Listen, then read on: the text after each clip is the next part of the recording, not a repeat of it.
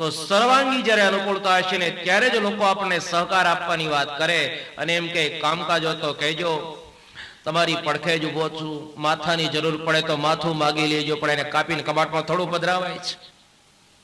સમાજની જનરલ દ્રષ્ટિ છે. જે સિદ્ધાંત ભાગવતનો એ સિદ્ધાંત નિષ્કુળાનંદ સ્વામી પોતાના પત્ની એની આગળ પણ આ જ વાત લાવ્યા. લાલજી સુતાર આધોઈ ગામનો આખો પ્રસંગ, જે સિદ્ધાંત અહીંયા વ્યાસ બતાવે એ શબ્દો નિષ્કુળાનંદ સ્વામી જ્યારે દીક્ષા લીધા પહેલા લાલજી સુતાર તરીકે છે અને પત્નીની પાસે જ્યારે ભિક્ષા માગવાને વાસ્તે જાય અને પત્ની જ્યારે રડવા લાગ્યા ત્યારે સ્વામી પણ ત્યાં આ જ વાત લાવ્યા છે. અને પછી તો ભિક્ષા લઈને આવ્યા અને ભિક્ષામાં એક દીકરો પણ લેતા આવ્યા અને એ જ દીકરાને મહારાજે દીક્ષા આપી, ગોવિંદાન સ્વામી નામ પાડ્યો. સારીંગપુરમાં ગોપાળાન સ્વામી હનુમાનજી મહારાજની પ્રતિષ્ઠા કર્યા પછી ગોવિંદાન સ્વામીને કહે છે કે પહેલી આરતી આપ ઉતારો.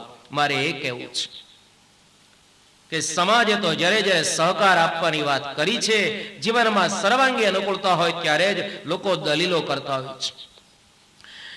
આ બાજુ ઉત્તરાજી દોડતા દોડતા ભગવાનની શરણે ગયા અને પરમાત્મા નારાયણ અંગૂઠાના પર્વ જેવડું સ્વરૂપ ધારણ કરી ઉત્તરાના ઉદરમાં પધાર્યા છે. 9 મહિના સુધી પરીક્ષિતજીની રક્ષા કરી છે. કુંતાજીની પ્રાર્થનાને લઈને ભગવાન આજે દ્વારકા નહીં જતા દિલ્હી રોકાણા છે અને કુંતાજી ભગવાનની પાસે માગણી કરી, 26 શ્લોકમાં સ્તુતિ કરી અને ભગવાન રાજી થયા અને કુંતાજીને કહે છે કે આપની ઈચ્છા હોય માગો. ભાગવતના 18,000 શ્લોક બરાબર ચેક કરશો તો ખ્યાલ આવશે કોઈએ દુઃખ નહીં માગ્યું એક કુંતા સિવાય. ઘણી વાર માની લો મંદિરમાં આપણે દર્શન કરવા જઈએ ઠાકોરજી એમ કે તારી ઈચ્છા હોય માગી લે, તો આપણે શું માગીએ?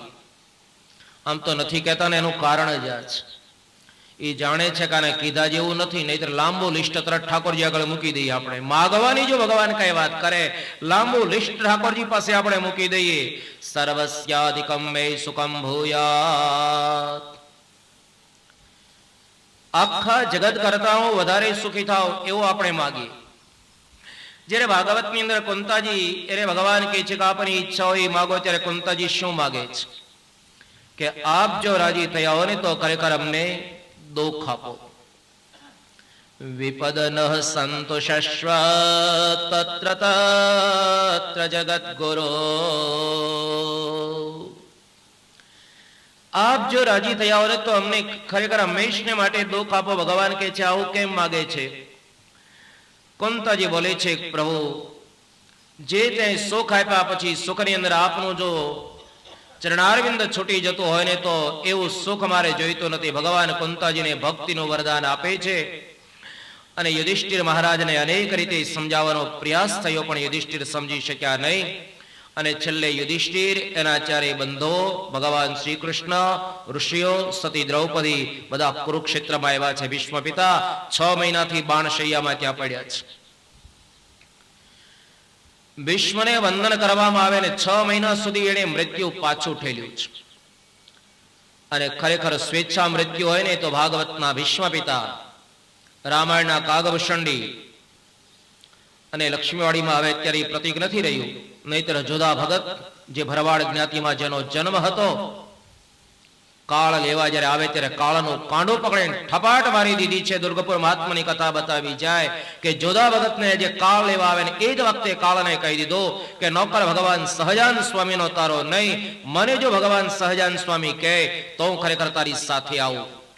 સ્વેચ્છા મૃત્યુ હોય તો આ 3 જણાના છે કે જ્યારે એની ઈચ્છા થાય ત્યારે કાળ એને લેવા આવે.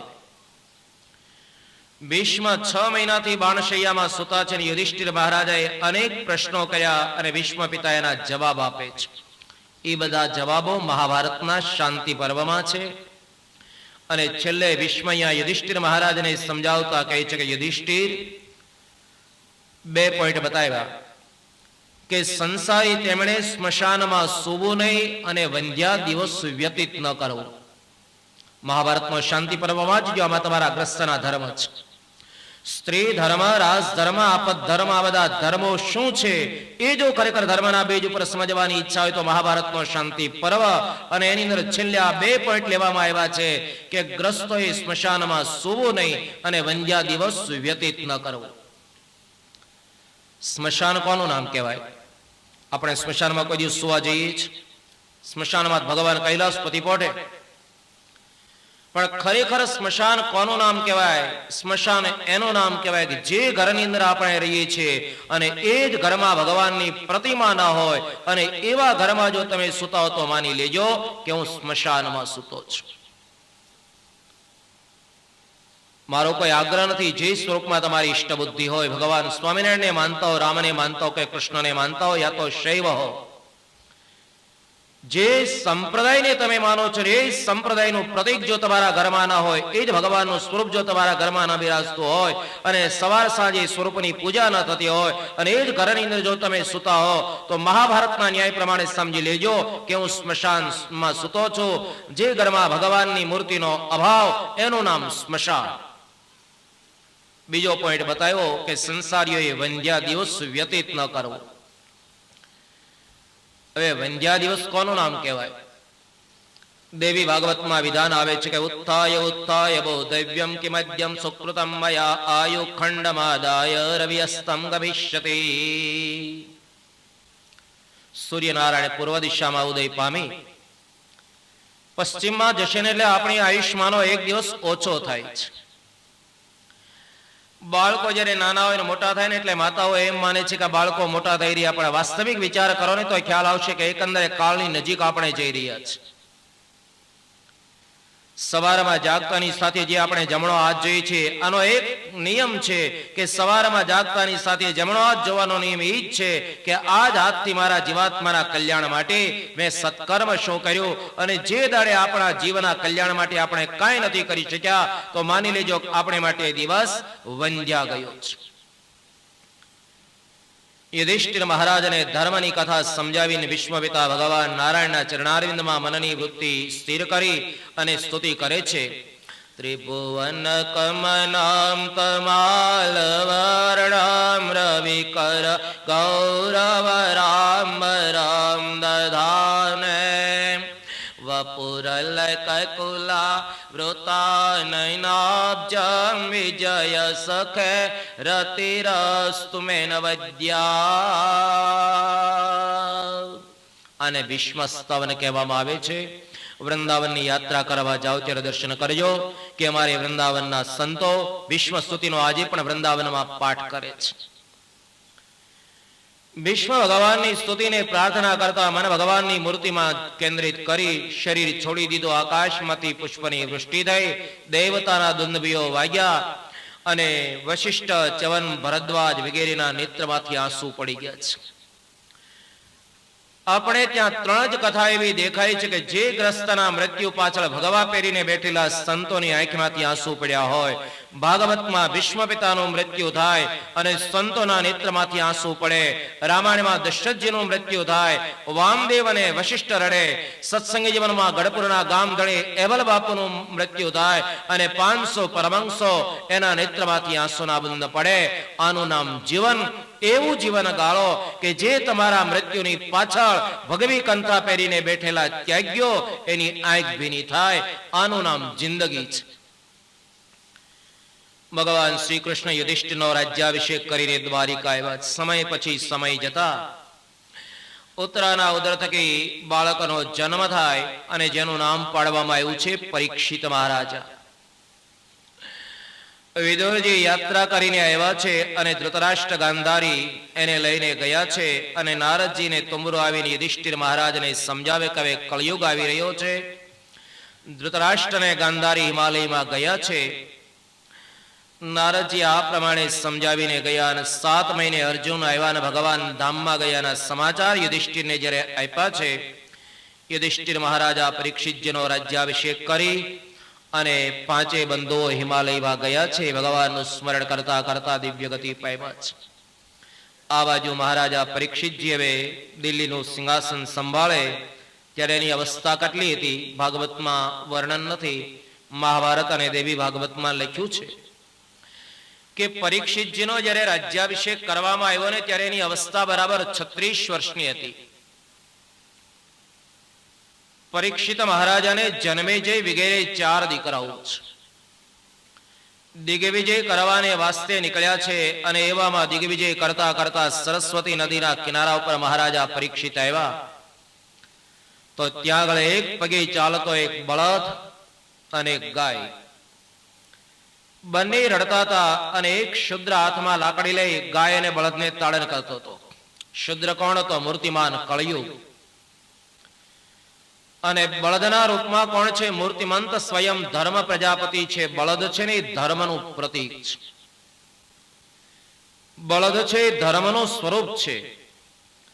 અને એટલે તો તમે રામાયણના બાળકાંડમાં ઊંડા ઉતરશો તો ખ્યાલ આવશે કે શિવજી મહારાજના જયારે લગ્ન થવાના છે અને એ જ વખતે ભગવાન કૈલાસપતિ નંદી ઉપર બેસીને લગ્ન કરવા કેમ ગયા છે? શું વાહન નથી મળ્યું?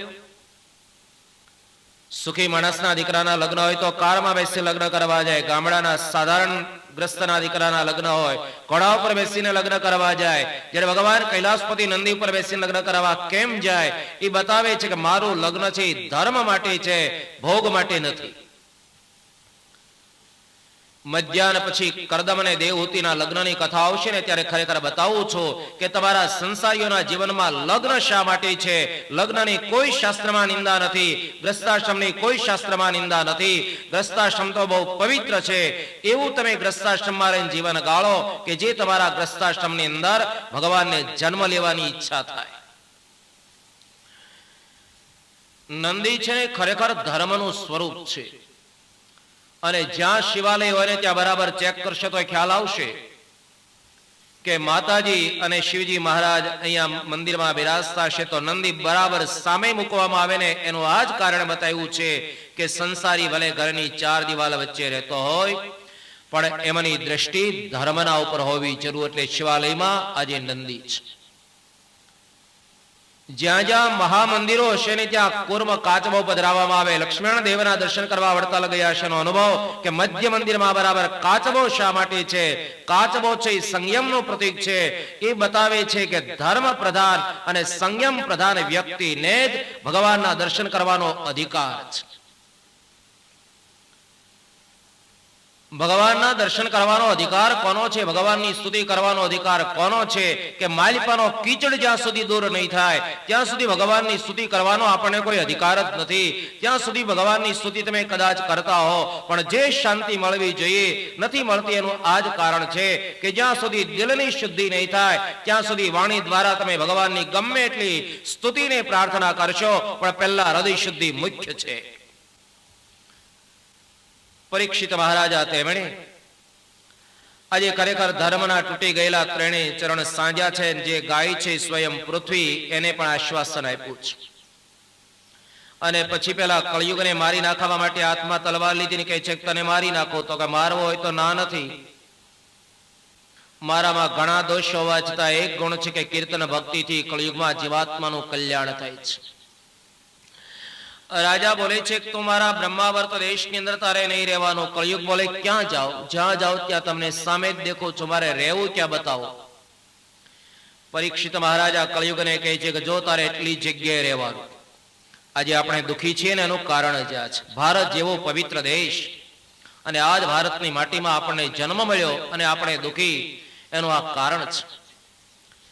પરીક્ષિત મહારાજા બોલે છે કળિયુગની સામે જો સાંભળી લે કે જે દેશની અંદર જુગાર રમાતો હોય, જે દેશમાં દારૂ પીવાતો હોય, જે દેશમાં વ્યભિચાર થતો હોય, જે દેશમાં જીવ હિંસા થતી હોય એ દેશમાં તારે રહેવાનું. આ ચારેય બદીઓ આજે આપણા ભારતમાં પડી છે. દુઃખી છે એનું કારણ જ આ છે. પરીક્ષિત મહારાજાની સામે કળિયુગે વિશેષ માગણી કરતા કહ્યું છે કે વિશેષ મને સ્થાન આપો. તો જા તારે સોનામ રહેવાનું, ઘરમાં ન રાખવું એવું નથી. પણ જે સંપત્તિ અન્યાયથી મેળવી હોય ને એ સોનાને વિશે સંપત્તિમાં કળિયુગનો વાસ છે. અને કળિયુગને નથી માર્યો ને એનો એક કારણ છે કે કળિયુગમાં માનસ પાપ ઓછું લાગે છે. મનથી જે કાંઈ ખોટા સંકલ્પ કરીએ ને એનું પાપ નથી લાગતું. એટલે શરૂ નહીં કરતા કે પેલા એ છૂટી આપી. કલી કરયે કપુનીત પ્રતાપા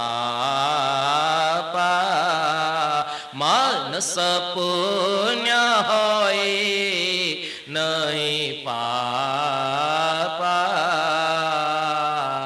રામાયણ અને ભાગવતજી એ કહેવા માંગે છે કે કળિયુગને પરીક્ષિત જે નથી માર્યો એનું આ જ કારણ છે કે કળિયુગમાં માનસ પાપ ઓછું લાગે છે. અને એ પ્રમાણે જો દંડ મળતો હોય તો બેઠા બેઠા સંકલ્પ કર્યા જ કરીએ કે આનું આમ કરી નાખો, આનું આમ કરી નાખો, અને એ પ્રમાણે જો દંડ મળે તો જીવન ન જીવી શકે. અને કળિયુગમાં માનસ પાપ ઓછું લાગે અને માનસ પુણ્ય વધારે મળે. માનસી પૂજામાં ભગવાનને આપણે શું ધરાવીએ? મનથી જ બધું નક્કી કરીને ધરાવીએ છીએ ને, પણ ઘણા તો એવા લોભ્યા હોય ને કે માનસી પૂજામાં પણ ભગવાનને તોડી તોડી નાખે. કલી કરે એક પુનિત પ્રતાપા. મહારાજા પરીક્ષિત હસ્તિનાપુર દિલ્હી આવ્યા છે. હવે એવામાં સંપત્તિનું વર્ગીકરણ કરતા કરતા એક પેટી પડેલી ખોલીને વિચાર કરે કે આ તો સોનાનો મુગટ આમાં પડ્યો છે. મારો જન્મસિદ્ધ હક છે, હું ધારણ કરું. જ્યાં સોનાનો મુગટ સાફ કરી માથા ઉપર મૂક્યો, મુક્તાની સાથે બુદ્ધિ ફરી. એનો એક કારણ તો આ મુગટ એનો નહોતો. એ મુગટ તો બિહારનો મહારાજા જરાસંધનો વધ કરવાને માટે ભગવાન શ્રી કૃષ્ણ, અર્જુન અને ભીમસેન બ્રાહ્મણના સ્વરૂપમાં ગયેલા. જરાસંધના વધ પછી ભગવાન નારાયણે ઘણી ના પાડી, પણ ભીમસેને એ મુગટ બિહારમાંથી અહીંયા દિલ્હી લાવેલો અને એ પ્રાચીન કાળનો પડેલો મુગટ પડેલો, અને ઈ જ્યાં રાજા મસ્તક ઉપર મૂકે ને મુક્તાની સાથે બુદ્ધિ ફરી. અને લખ્યું છે કે અન્યાયોપાર્જિતમ વિત્તમ 10 વર્ષાણિ તિષ્ઠતિ પ્રાપ્તે તો ચૈકાદશ વર્ષે સમૂલમ વિનશ્યતિ. અન્યાયથી મેળવેલી લક્ષ્મી 10 જ વર્ષ ગ્રસ્તના જીવનમાં રહે છે. અન્યાયથી ઉપાર્જિત કરેલી લક્ષ્મી ગ્રસ્તને ત્યાં 10 વર્ષ રહે છે. 11મે વર્ષે તો મૂળભૂત લક્ષ્મીને લઈ અને ચાલી જાય. એટલે આપણે નથી કહેતા ભાઈનો અત્યારે દહકો છે, એનું કારણ જ છે.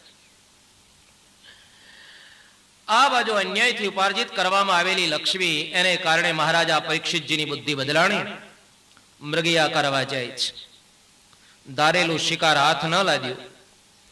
અને બરાબર અહીંયા ભાદરવા સુધી 9મીનો દિવસ, અત્યારનો સમય છે. મહારાજા પરીક્ષિતજી શમિકરા આશ્રમમાં આવ્યા છે. બોલે જળ મને આપો. પેલા સંત ધ્યાનમાં હતા. રાજા મનમાં વિચાર કરે કે મારા બ્રહ્માવર્ત દેશની અંદર રહે છે, મારા દેશનો સાધનો રાજા હોવા છતાં સામે આવીને જળની યાંચા કરું, મને જળ ના આપે. આ તો ધર્મ દોરતો દેખાય છે. મોટા પુરુષોનો ક્યારેય જીવનમાં અપરાધ નહીં કરતા. વચનામૃતની અંદર ઊંડા ઉતરજો. મહારાજે એક સરસ વચનામૃતની અંદર પોઈન્ટ આપ્યો છે કે જેનું જેનું રોડું થયું છે મોટા પુરુષના આશીર્વાદથી જ થયું છે. જેનું જેનું ભૂંડું થયું છે મોટા પુરુષને કુરાજી કરવાથી ભૂંડું થયું છે. રાજા વિચાર કરે, ધર્મ ધૂર્ત દેખાય છે.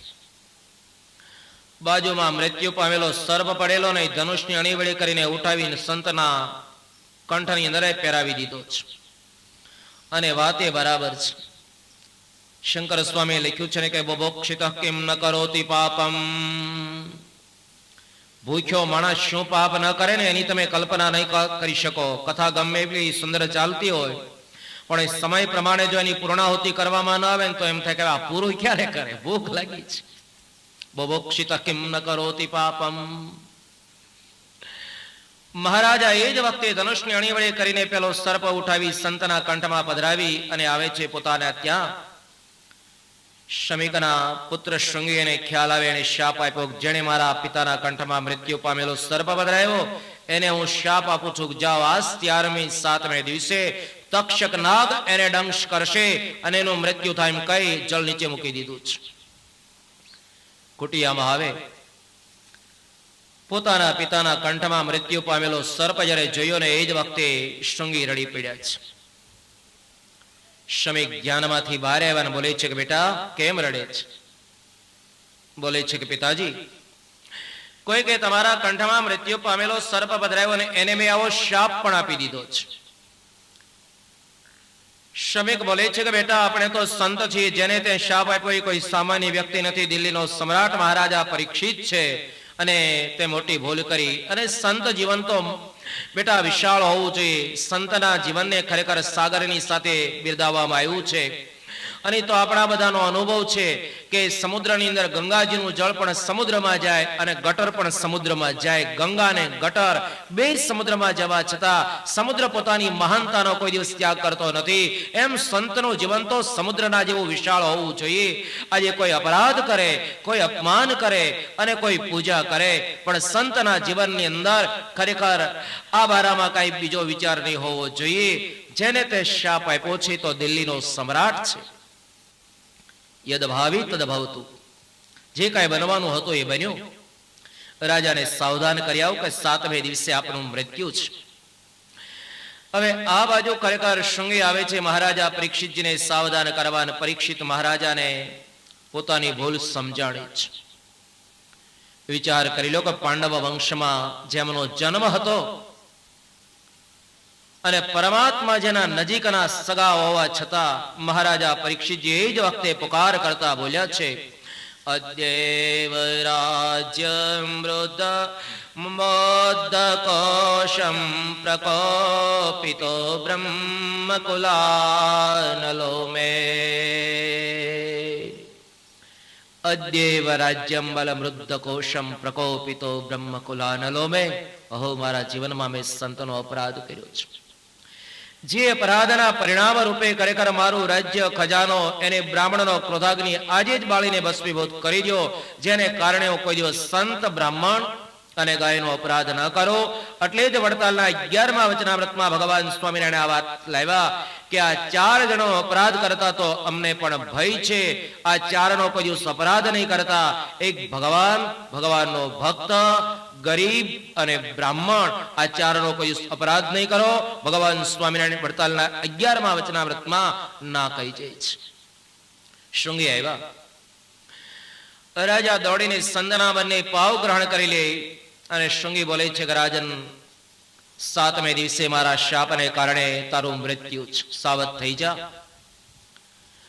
રાજા બોલે છે કે મને માફ કરો. શૃંગી બોલે છે ખરેખર તારા કર્મ પ્રમાણે હું તને દંડ નથી આપતો. 7 દિવસનો અવધિ છે, જીવન સુધારી લે.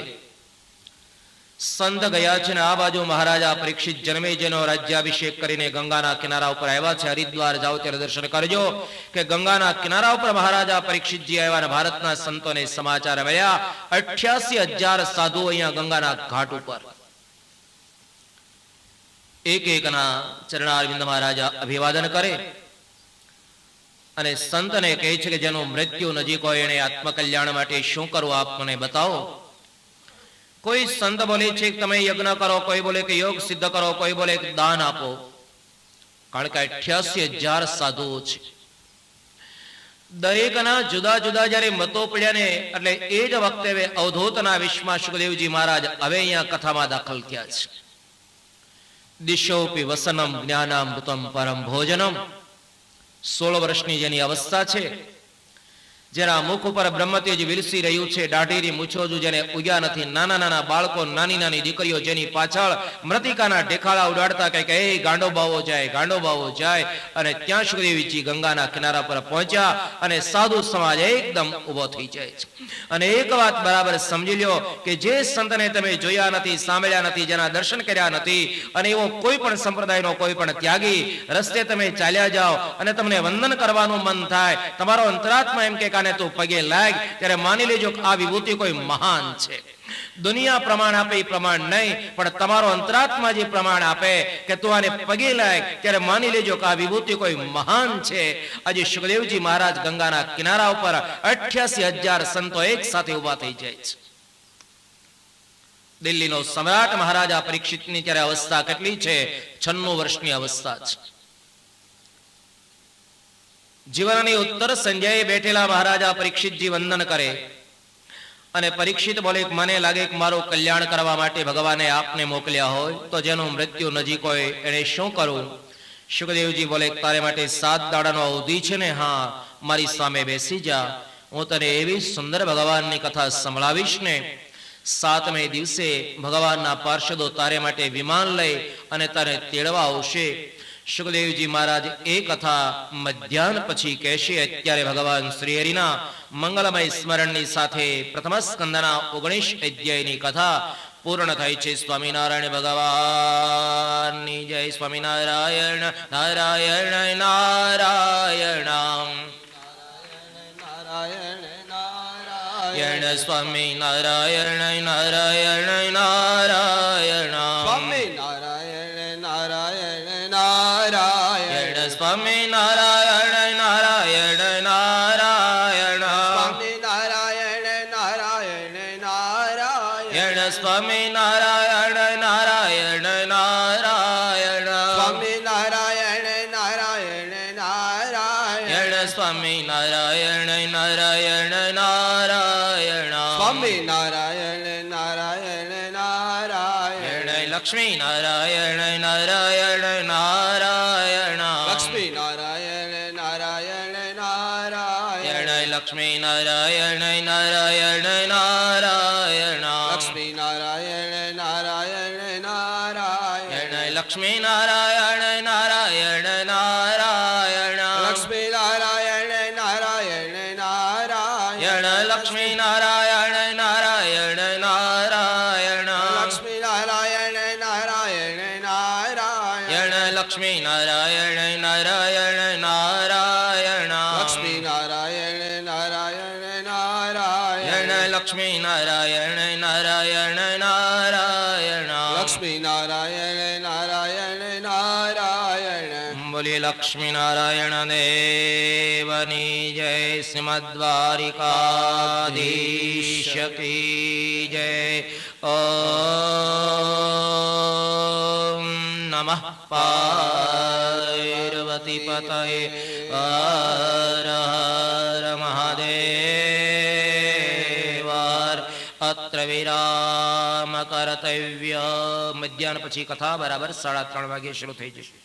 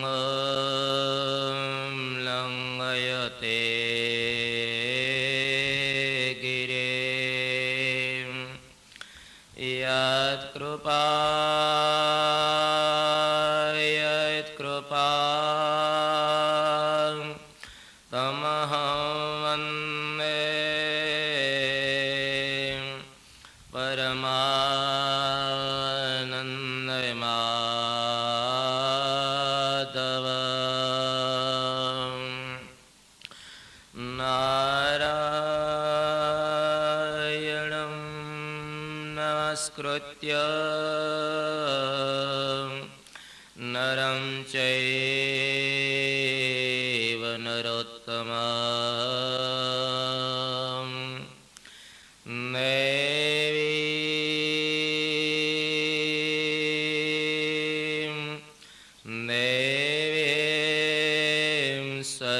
सरस्वती व्यास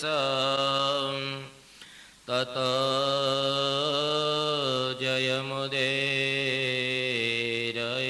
जयमुदीरयेत् वर्णिवेशरमणेय दर्शनं मन्दहासरुचिराननम्बुजम् पूजितं सुरनरोत्तमरमुदादरमनन्दनमहं विचिन्तये ॐ पूर्णमदः पूर्णमिदं पूर्णात् पूर्णमुदच्यते